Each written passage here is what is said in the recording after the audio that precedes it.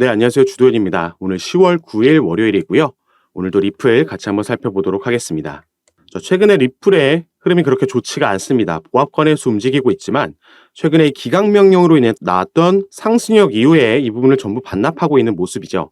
그렇기 때문에 오늘 지금 형성되고 있는 요 라인 700원 초반대를 지켜주냐 못 지켜주느냐가 상당히 중요해 보이고 있는 상황입니다. 이 내려오고 있던 초록색 단기 이평선 라인의 지지를 받아주는 게 우리에겐 그나마 위안이 돼줄 수 있겠는데, 만약에 여기가 뚫린다고 하더라도 전에 말씀드렸던 0.5불 라인 한화로는 대략 680원 정도에서는 이 조정 횡보 구간에서 지지를 만들어 주는지를 확인해야겠죠. 제가 전에도 말씀드렸지만 우리가 최근에 이 기각 중간 항소에 대한 기각이었죠. 이 긍정적인 결과를 받아들였지만 사실 이 전에 약식재판 판결문이 나왔을 때만큼 상승할 수는 없다라고 말씀드렸습니다. 어찌 보면 지금 같은 상황이 된 건데 그렇게 같은 재료로 처음 나왔을 때만큼의 상승력을 보여줄 수는 없겠죠. 하지만 그래도 기대했던 부분이 상승력을 보이고 나서 조정을 만들면서 지지라인을 만들던 요 라인 800원 초반대 라인인데, 여기까지는 단기적으로 상승할 수 있겠다 말씀을 드렸습니다. 그리고 이 부분을 지지해 준다라면은 아직도 여기에 대한 가능성은 남아있다라고 말씀드리고 싶은데요. 이렇게 8월 달에 FOMC 회의록이 공개되면서 상당히 매파적인 내용이 나오면서 시장 전체적으로 하락을 했었고, 그 이후에 다행히 이 작은 상각 패턴을 만들면서 이 수렴 이후에 긍정적인 기각 소식까지 나오면서 이 단기적인 상승력을 기대해 볼 수 있을 만한 흐름을 만들어가고 있었죠. 이게 조금 길어지고 있는 상황인데, 여기에는 당연히 리플도 영향을 받는 거시경제 이슈가 있다라고 보시면 되겠습니다. 가장 크게 이 중에서도 영향을 주는 게 당연히 금리 이슈가 되겠죠. 이 중에는 기준금리도 있을 거고 여기에 영향을 받는 장기 채권 금리도 있습니다. 그래서 이 부분 우리가 절대 무시할 수 있는 사소한 이슈가 아니기 때문에 제가 오늘 간략하게 먼저 설명해 드릴 거고요. 다음으로 시장이 가장 기대하고 있는 비트코인의 현물 ETF 승인권.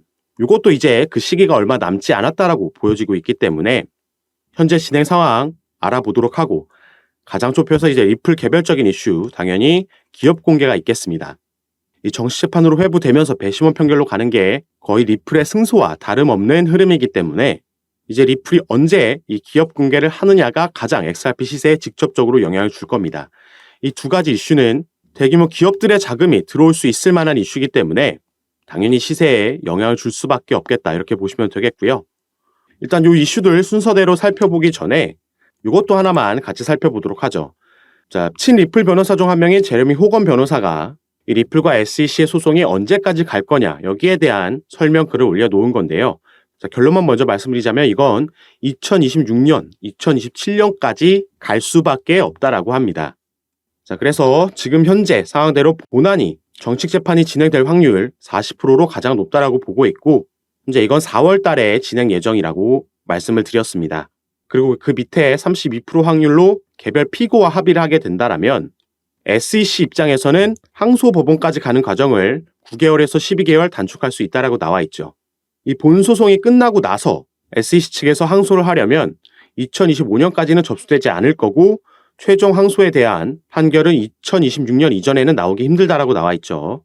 그리고 만약 세 번째 완전 합의를 보시면 확률은 높지 않습니다.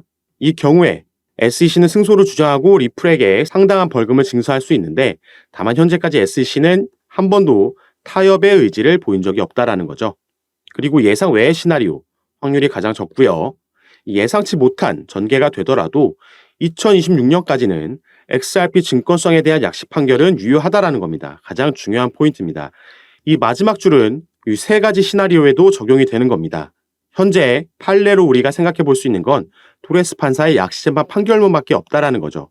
그렇기 때문에 XRP의 증권성에 대한 판결 2026년까지 유효하다라는 점, 그렇기 때문에 IPO에 대한 기대감이 올라가고 있다라는 점 알고 계시면 좋을 것 같고, 이제 아까 말씀드렸던 이 거시적인 금리 이슈부터 이 기업 공개까지 하나씩 살펴보도록 하겠습니다.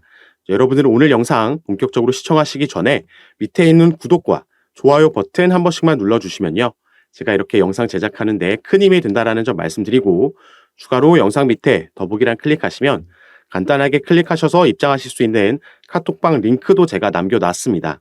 들어오시면 오늘 살펴볼 이 뉴스와 정보들 외에도 많은 정보들 제가 가장 빠르게 카톡방에서 공유해 드리고 있고, 들어오시면 여러분들께서 보유하고 계신 코인의 평균 단가와 또 비중은 어떻게 나눠서 분산 투자하고 계신지 포트폴리오 구성을 보고 현재 여러분들 상황에 맞게 개별적으로 전략과 타점도 잡아드리고 있습니다. 이렇게 도움 받아보시면서 함께 투자하실 수 있는 공간이니까 이 부분도 확인하셔서 함께 하시면 더욱더 좋을 것 같습니다. 자, 그럼 이제 본격적으로 이 이슈들 같이 한번 체크해 보도록 하겠습니다. 자, 우선 이 기사부터 보시겠습니다. 자, 미 고용 급증에도 비트코인은 상승세를 보여주고 있다. 그러면서 금리 인상 신중론이 강화되고 있다라고 나와 있죠. 사실 그런데 비트코인도 상승세라고 보기에는 아쉽게도 3,800만 원을 완벽하게 뚫어주지는 못했습니다. 이 상승세는 상대적으로 비교했을 때 미 증시에 비해서는 상승세라고 볼 수 있겠죠. 그리고 이전에도 말씀드렸듯이 최근 나타나고 있는 미국의 고용시장 지표들이 이 시장의 투자자들을 상당히 혼란스럽게 만들었었습니다. 자, 이 부분 같이 보시면 자, 가장 먼저 위에 있는 구인이직 보고서를 보시면요. 이 8월 달에 구인 건수가 960만 개로 전달 892만 개보다도 훨씬 많았고 시장의 예상치보다도 당연히 높게 나왔습니다. 이걸 봤을 때는 그만큼 노동시장이 여전히 견고하다 이렇게 해석할 수 있는 부분이었는데 자, 바로 다음 날 발표됐던 비농업부 고용 변화를 보시면 고용권은 전월 대비 8만 9천 건 증가한 것으로 나타났는데 자, 이건 시장에 예측되었던 15만 3천 건보다 훨씬 하회한 수치고요. 전달의 증가폭이었던 18만 개의 절반 수준에 불과한 겁니다. 자, 이 증가폭은 2021년도 9월달 이후에 가장 낮은 증가폭을 보인 건데 자, 이것만 또 떼놓고 보면 확실하게 이 노동시장, 이 고용시장이 둔화하고 있다고 또 해석할 수 있는 부분이죠. 이렇게 하루 만에 나온 데이터들이 서로 엇갈린 방향성을 보여줬기 때문에 시장이 더욱 주목했던 게 바로 이 금요일날 발표됐던 비농업 고용지수입니다. 자, 이게 저번 달에는 22만 7천 건이었고요. 시장이 예상치는 17만 건으로 꽤 많이 빠질 것으로 예상을 했죠. 근데 공개된 수치를 보시면 무려 33만 6천 건이 공개가 된 겁니다. 자, 제가 저번 주에 이 데이터에 시장이 주목할 거다라고 말씀을 드리면서 이렇게 예상치대로 나와준다라면은 증시의 반등 재료가 될 수 있고 반대로 나올 경우에는 또다시 국채금리가 자극이 되면서 증시 압박이 이루어질 수 있다라고 말씀드렸죠. 요즘 장기 채권 금리가 5%에 육박하고 있는 상황이라서 시장이 더욱 힘을 쓰지 못하고 있던 겁니다. 자, 달러와 이런 장기 채권 금리가 대표적인 안전자산이라고 부릅니다. 그리고 이 반대급부에 있는 게 바로 주식이나 우리의 코인 시장이 되겠죠. 이런 걸 우리가 위험자산이라고 얘기를 하는데 당연히 반대급부에 있기 때문에 달러가 상승하거나 장기 채권 금리가 상승을 하게 되면 코인 시장은 힘들어질 수밖에 없는 이런 구조가 만들어지고 있는 겁니다. 역상관관계에 있다라고 얘기를 하죠. 그래서 사실 이 지수가 발표됨으로 인해서 장기 채권 금리가 다시 한번 오르고 증시가 압박받을 수 있을 만한 재료라고 여겨졌지만 시장은 이걸 보고도 아까 기사에도 나와 있듯이 금리 인상 신중론, 골드만삭스나 캐피털 이코노미스트 같은 기업들이 내놓는 뉴스나 보고서에서 추가 금리 인상이 없을 거라는 기대감이 반영이 되면서 그래도 시장이 버티고 있는 모습을 보여주고 있다는 거죠. 이걸 또 우리가 알 수 있는 게 이 페드워치라는 사이트에서 같이 보시면요. 자, 여기 그래프가 나와 있는데 다음번 FOMC 미팅 바로 2023년도 11월 1일에 있습니다. 이때 지금 동결할 거라는 시장의 예상치가 80%에 육박을 하고 있는 거고 25bp 인상 가능성은 21.2%로 시장이 보고 있다는 겁니다. 이렇게 지표가 시장의 예상과 꽤 큰 폭으로 벗어났음에도 아직까지도 지금 이 동결에 대한 기대가 있기 때문에 시장이 버텨주고 있다라고 보시면 되는 거고요. 하지만 예상치, 기대치는 언제든지 또 변할 수 있다는 점도 염두에 두셔야겠습니다. 당장 이번 주에 소비자 물가지수 CPI가 또 발표 예정에 있죠. 전날 이 생산자 물가지수도 수요일 날 발표가 될 겁니다. 그래서 이런 지표들에 따라서도 시장이 연준의 생각을 예상하고 아까 보셨던 예상치에는 변화가 생길 수 있다는 점. 일단 아까 말씀드렸던 장기 채권 금리에 영향을 주는 것도 당연히 이 기준금리이기 때문에 여기에 우리가 초점을 두고 이런 지표들도 살펴보면 좋을 것 같습니다. 만약에 11월 FOMC 회의 때 25bp 인상하더라도 당연히 이건 시장이 좋게 받아들이지 않겠지만 만약에 인상 결정을 하고 나서 이어지는 파월 의장의 기자회견에서 이 비둘기파적인 발언이 나온다라면 예를 들어서 긴축 사이클이 종료됐다라는 이런 뉘앙스가 풍겨진다라면은 시장은 이걸 오히려 긍정적인 신호로 받아들일 수 있다라는 거죠. 그래서 이 전과는 반대로 이전에는 동결이 나왔지만 파월 의장이 매파적인 발언하면서 시장에 압박을 줬었는데 그래서 우리가 이걸 매파적 동결이라고 불렀는데 반대로 비둘기파적 인상이 나올 수도 있다는 점을 생각해 볼 수 있겠습니다.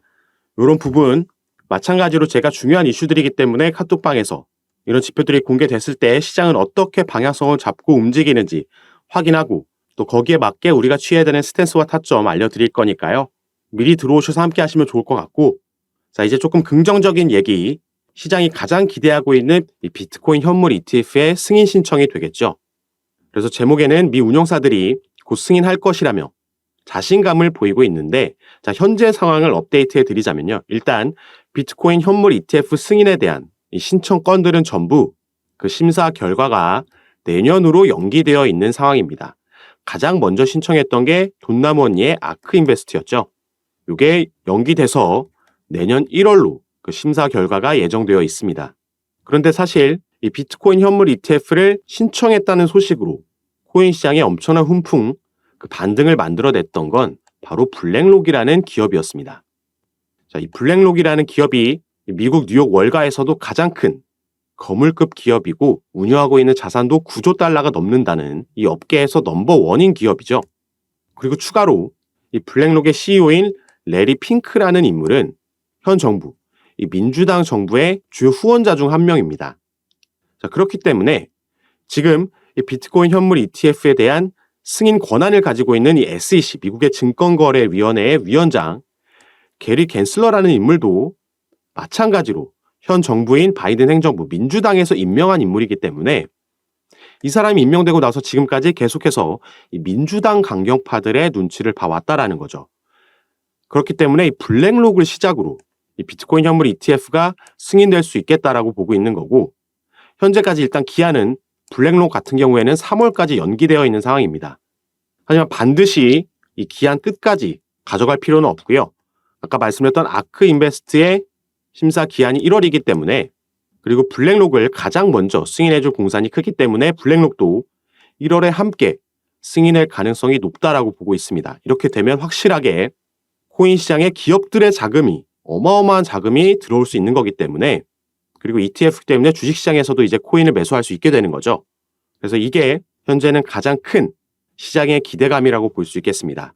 그리고 리플 개별적으로 봤을 때는 이제 당연히 중간항소 기각이 나왔기 때문에 정식 재판으로 내년 4월에 회부되게 됐고 배심원 판결로 가게 됐는데 그래서 이제 다음 수순은 IPO가 될 거라는 얘기 제가 전부터 많이 해드렸습니다.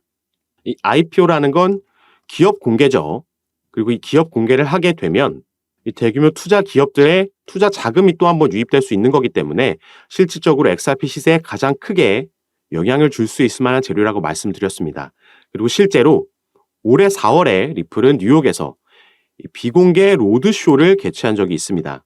그리고 여기에 미국 월가에 대규모 투자 기업들이 전부 참석하면서 리플은 이미 이때부터 IPO에 대한 준비를 시작했다라고 말씀을 드렸죠.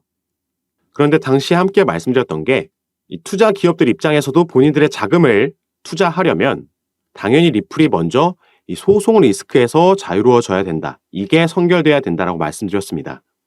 그리고 다행히 우리가 약시재판에서 승소와 다름없는 판결문을 받아들였고 중간 항소까지 이제 기각이 되면서 정식 재판으로 배심원 판결로 내년 4월에 진행이 될 거기 때문에 이 배심원 판결이라는 건 아무래도 이 배심원들이 SEC 측 사람들이 아닌 일반인 투자자 입장인 사람들이 거의 100%겠죠.